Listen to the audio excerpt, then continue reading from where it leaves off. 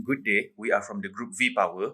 I am Imran, and so today we will be discussing on how to improve the audit committee on Mentara Bhd. Our presentation with the background of the case, followed by the discussions on the audit committee issues and improvements. Then we will end with a conclusion. So for the background case study of Mentara Bhd, the Securities Commission has made it mandatory to establish an internal audit function in the company. However, Mentara Bhd is reluctant to outsource an internal audit function since it is not cheap to hire it. They are not sure whether to outsource or hire them from inside.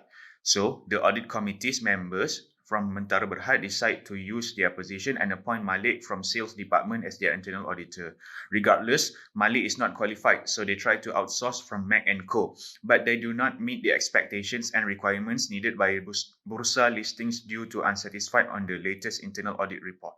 For the first issue, it is about the independence of audit committee and directors in Mentara Bhd. Firstly, there is an absence of independent directors and majority of the directors are not as non-executive director. Jalil is the CFO and also the audit committee member, and Jamilah is the chairman of audit committee. Both strongly suggest to Johan that Malik from sales department should be their internal auditor without consulting from the remaining two audit committee members. Secondly, the presence of familiarity threat. Due to lack of independent directors as majority and absence of non-executive directors in the audit committee members, it will damage the trustworthiness of the BOD members and also the prestige fame of Mentara Bhd. Thirdly, potential conflict of interest can be occurred within the company. Since Johan and Jalil are both siblings and CEO and CFO, it can lead to self-interest threat which their objectives are not to maximize shareholders' wealth but only for the top managers. They also did not consult the HR department when appointing Malik as internal auditor.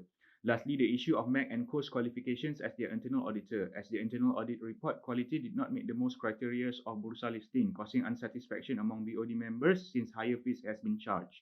Due to Mac and Co.'s also being the external auditor and they do not possess the proper qualifications to be the internal auditor. Moving on how to improve the previous issue of independence in audit committee and directors. Firstly, Mentara Bhd should hire an independent and non-executive directors of audit committee. Paragraph 15.091b of Bursa listings requires all audit committee members should be non-executive directors, which majority of them are independent directors. Paragraph 15.10 of Bursa listings stated the chairman of audit committee, Jamilah, should be independent directors. Next, Mentara Bhd should reassess the right qualifications of internal auditor. Neither Malik nor Mac and Co are qualified enough to be internal auditor of Mentara Bhd. So Mentara Bhd should hire or appoint the qualified people to avoid this fiasco event again. This fees charge should be reasonable enough to ensure the proper quality of internal audit report. Subsequently, the BOD members should consult and discuss with the other members before deciding to appoint the new internal auditor to avoid any conflict of interest, complying with the regulations of Bursa listings. Hello, my name is Hakim. So I'm going to talk about the second issue of our audit committee, which is its meeting. So the first problem with the issue was the meeting is having only one meeting in a year. This is less than what Bursa listing requires, which is to have no less than 4 meetings annually. This insufficient meeting by audit committee had might an effect of having less time to discuss all important agenda and rush toward discussion before heading to annual general meeting to present its finding. So the second problem with the meeting is that the meeting is being held by 2 executive directors, which are the chairman and 1 member of the audit committee. By having executive director in the audit committee that was supposed to be objective and independent, this could compromise the integrity and accountability of the member when making decisions. Those members could influence other members of the committee to take decisions that favors the management team. So these two problems arise for our issue. So in order to improve our audit committee, especially in the meetings part, we suggest that firstly, our company needs to have audit committee meeting as many as possible. It is to allow for more room of discussion without rushing into the decision. This also allows the directors to improve communication between other committee for a smooth discussion as the meeting is being held many times. Second improvement is to hire audit committee secretary. By having a secretary, it helps the committee to organize and managing the meetings. It also functions as to record any decision made via our email circulation to be properly presented those decisions to board of director in the annual general meeting. Last but not least, the improvement was to have independent and non-executive director in the composition of the audit committee. It also aligned with the paragraph 15.08 of Bursa listing requirement to have independent director in the sitting. It is to avoid any conflict of interest of personal gain as well as to uphold the independence, integrity, objectivity, as well as the accountability of our company in the audit committee composition. So those are the improvement for our audit committee. Hi, I'm Rushidi. Moving on to the next issue, our audit committee is a hasty decision maker. They urge to solve an issue to quickly complete their task. In the establishment of our internal audit function, the appointment of Malik and Matt and Co. is the result of a hasty decision-making process from our audit committee. Malik wasn't qualified enough to be in that position, while Matt and Co. audit works didn't comply with the IPPF standards, and the appointment of Matt and Co. didn't comply with the ethical codes of professional accountants. It is the responsibility of the audit committee to evaluate the internal audit function in this company as a whole, from the appointment of the internal auditors to producing a high quality audit report. In this company, we can see that the audit committee failed to consult with the human resources department just to appoint Malik as the internal auditor as well as Menko quickly.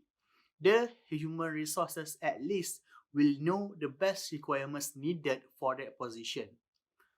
The audit committee also failed to conduct a thorough research about their potential candidates for the internal auditor positions regarding their qualifications, experience, and other factors need to be considered before deciding to choose them. If the audit committee maintain of making a hasty decision making, Mentara Bhd may face lawsuits because this matter don't comply with the rules and regulations. The audit committee must have effective decisions making skills. In order to have that, they need to develop critical thinking skills. They need to understand thoroughly about the matter and seek for additional information by consulting with the experts or conduct multiple research. Next, the management need to enforce heavy disciplinary actions towards the audit committee that neglect their duties by impose penalties on them so that the audit committee will be more careful with the roles and responsibilities. Lastly, the audit committee must evaluate their plans before making any decisions, such as background checks on their potential internal auditor for this case, so they can have the best internal auditor to work with them.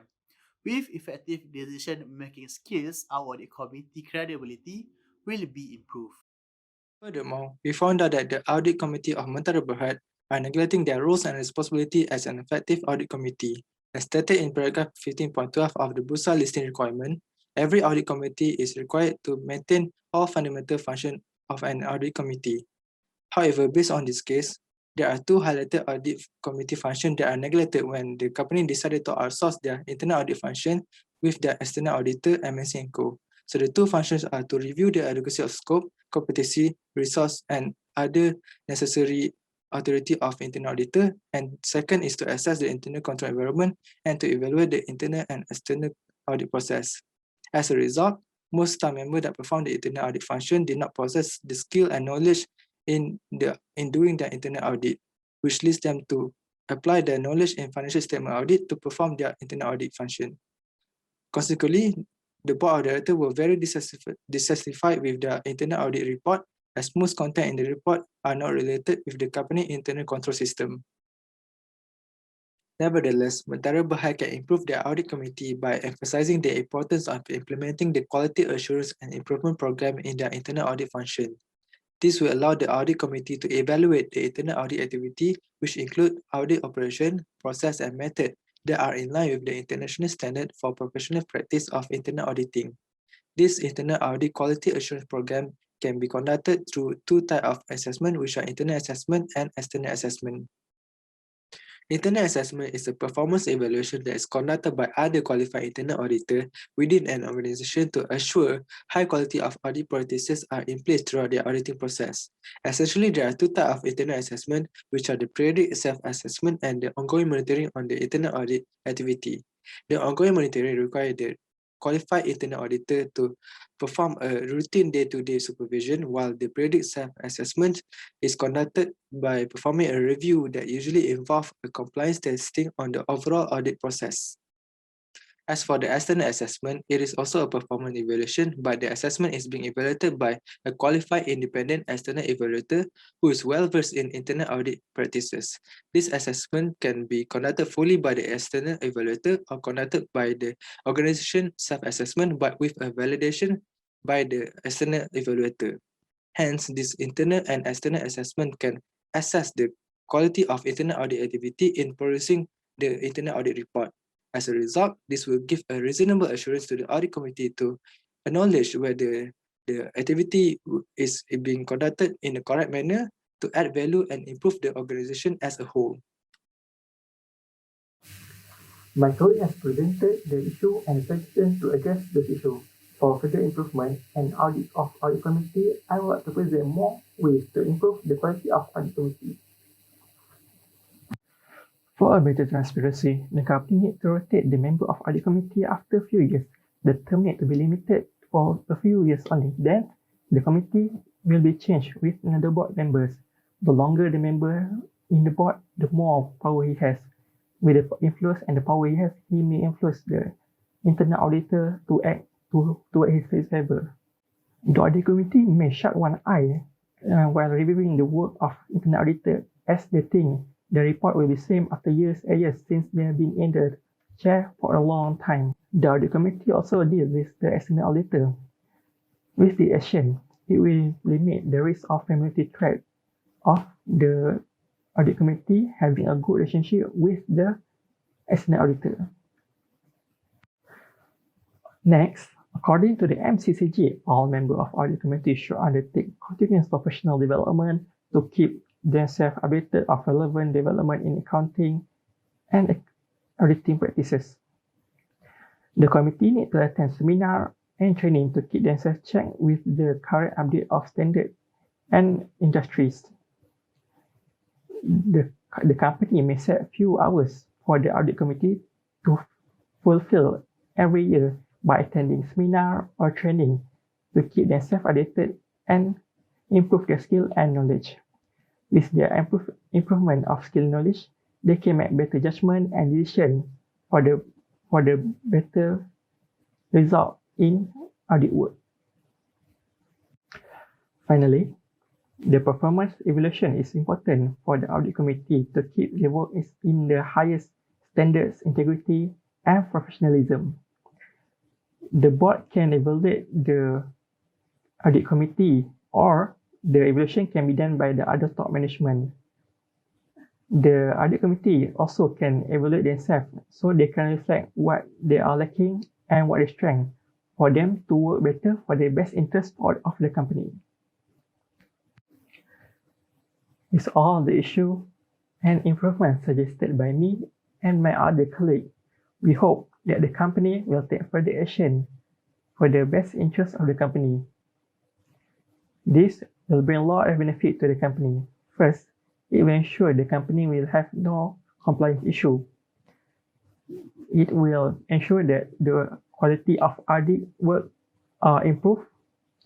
And lastly, it will ensure that the shareholder will keep their trust to invest in this company.